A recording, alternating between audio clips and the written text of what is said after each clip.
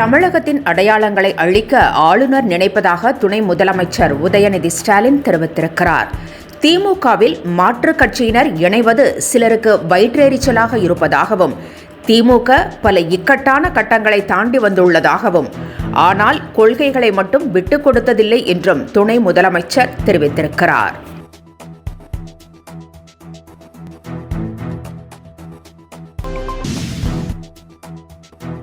பெண் பத்திரிகையாளரின் கேள்விக்கு அநாகரிகமாக பதிலளித்து அலட்சியமாக காரில் ஏறிச் சென்ற சீமானுக்கு சென்னை பத்திரிகையாளர் மன்றம் கடும் கண்டனங்களை தெரிவித்திருக்கிறது.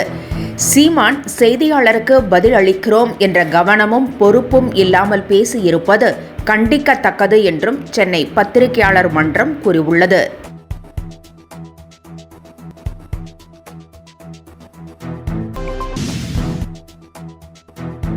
பாம் சரவணன், பாம்பு நாகராஜன் என்று ரவுடிகள் பட்ட பெயர் வைத்திருப்பது அச்ச உணர்வை ஏற்படுத்துவதாக சென்னை உயர்நீதிமன்றம் தெரிவித்திருக்கிறது. இந்த பெயர்களை வைத்து அழைப்பதை போலீசார் தவிர்க்க வேண்டும் என்றும் அறிவுறுத்தியுள்ளது. ரவுடிகள் பட்ட பெயர் வைத்துக் கொண்டால் கைது செய்யப்படும் போது அவர்களுக்கு சமூகத்தில் அவமதிப்பு ஏற்படும் என்றும் நீதிமன்றம் தெரிவித்திருக்கிறது.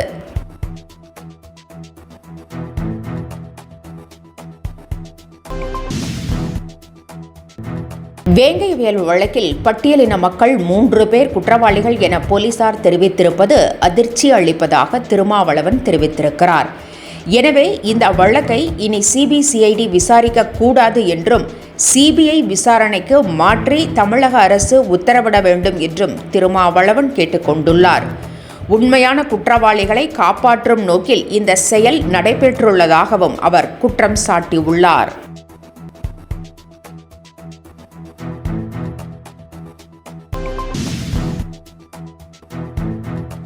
ஆளுநரின் தேநீர் விருந்தை விஜய் புறக்கணிக்க வேண்டும் என்று துரை வைகோ கேட்டுக்கொண்டுள்ளார். அரசுக்கு எதிரான ஆளுநரின் செயல்களை கண்டித்து அவரது குடியரசு தின தேநீர் விருந்தை காங்கிரஸ், மதிமுக, விசிக, கம்யூனிஸ்ட் கட்சிகள் புறக்கணித்துள்ளன. இந்நிலையில் ஆளுநரின் அழைப்பை விஜயும் புறக்கணிக்க வேண்டும் என்று துரை வைகோ வலியுறுத்தியுள்ளார். அப்படி கலந்து கொண்டால் அது எதிர்காலத்திற்கே கேடாக அமையும் என்றும் அவர் எச்சரித்துள்ளார்.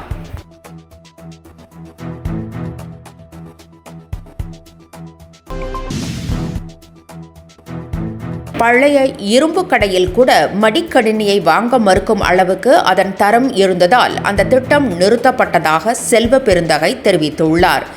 மேலும் அதற்கு மாற்றாக 1000 ரூபாயை மாணவர்களுக்கு அரசு வழங்கி வருவதை சுட்டிக்காட்டி அவர், அதிமுக அரசு நிதியை காலி செய்துவிட்டு சென்ற நிலையில் நிதி மேலாண்மையை தற்போதுள்ள அரசு சிறப்பாக கையாண்டு வருவதாக குறிப்பிட்டார்.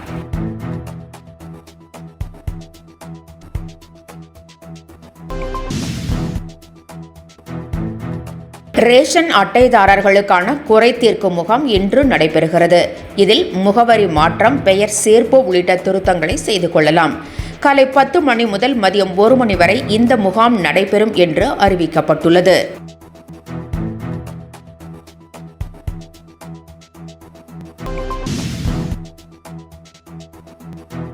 இந்தியா, இங்கிலாந்து அணிகளுக்கு இடையே சென்னை சேப்பாக்கம் மைதானத்தில் 2வது T20 போட்டி இன்று நடைபெறுகிறது. இதற்காக இந்திய வீரர்கள் நேற்று தீவிர வலை பயிற்சியில் ஈடுபட்டனர். முதல் போட்டியில் இந்தியா அபார வெற்றி பெற்ற நிலையில் இந்த போட்டியிலும் இந்தியாவின் வெற்றியை ரசிகர்கள் எதிர்பார்க்கின்றனர்.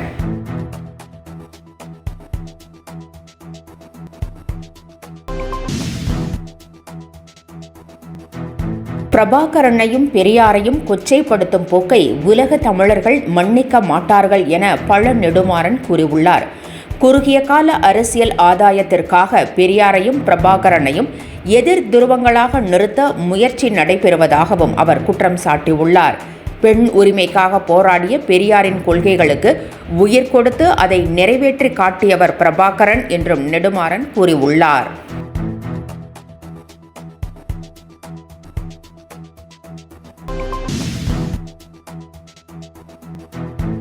குடியரசு தினத்தன்று சென்னையில் உள்ள அனைத்து 200 வார்டுகளிலும் கிராம சபை கூட்டம் நடைபெறவுள்ளது. இதில் ஊராட்சியின் தணிக்கை அறிக்கை, நடப்பாண்டு செயல் திட்டங்கள், ஒருங்கிணைந்த வேளாண் வளர்ச்சி திட்டம், மாற்றுத்திறனாளிகளின் நலன் உள்ளிட்ட பல்வேறு அம்சங்கள் விவாதிக்கப்பட்டு தீர்மானங்களும் நிறைவேற்றப்பட உள்ளதாக தெரிவிக்கப்பட்டுள்ளது. மக்கள் அனைவரும் இதில் கலந்து கொள்ளவும் அரசு கேட்டுக்கொண்டுள்ளது.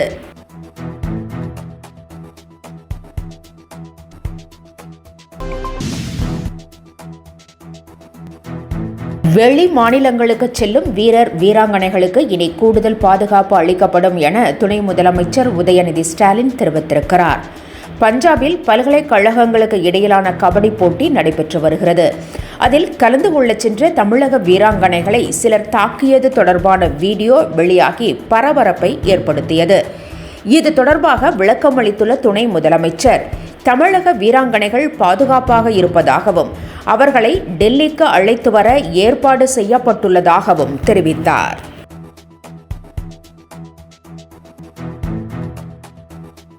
என்றும் உங்களுடன் மை இந்தியா. முக்கிய செய்திகளை உடனுக்குடன் தெரிந்து கொள்ள சப்ஸ்கிரைப் பண்ணுங்க, பெல் பட்டனை பிரஸ் பண்ணுங்க. என்றும் உங்களுடன் மை இந்தியா.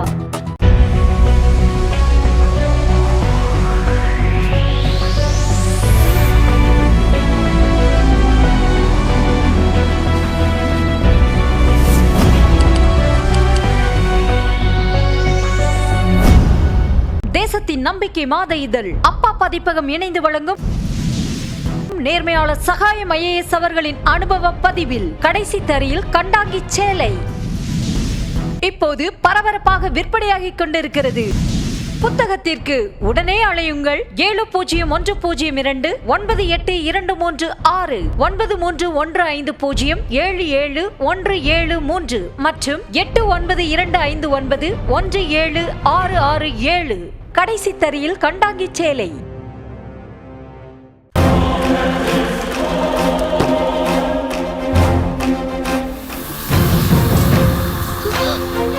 தமிழ்நாடு காவல்துறையை ரொம்ப குறைவா மதிப்பிடுறீங்க மிஸ்டர் நிவாஸ். லஞ்சம் தவிர்த்து நெஞ்சம் நிமித்தி வாழ்ற போலீஸ்காரங்க தமிழ்நாடு காவல்துறை.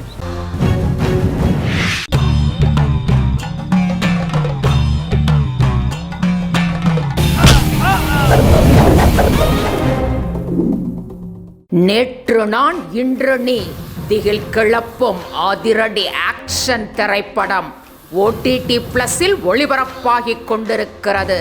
காணத் தவறாதீர்கள்.